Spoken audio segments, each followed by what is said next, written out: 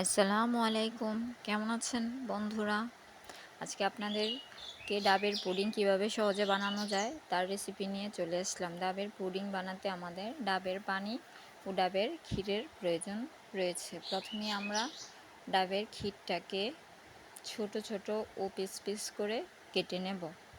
তারপর ডাবের পানিটাকে আগার আগার পাউডার দিয়ে 10 মিনিট চুলায় জাল করে নেব। তারপর একটা বাটির মধ্যে সেট করে দেব। খুব আলতোভাবে সহজে ধরে যাতে নড়াচড়া বেশি না হয়, খুবই হালকাভাবে দুটা বাটির মধ্যে আমরা সেট করে নিলাম।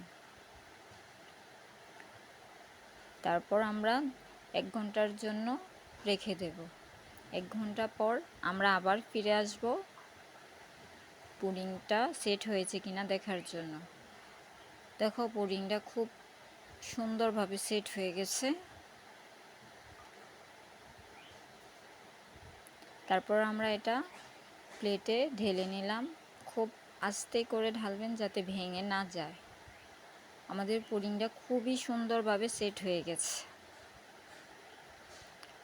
আপনাদের কেটে দেখাই, খুবই সুন্দরভাবে পুডিংটা সেট হয়ে গেছে। আসসালামু আলাইকুম।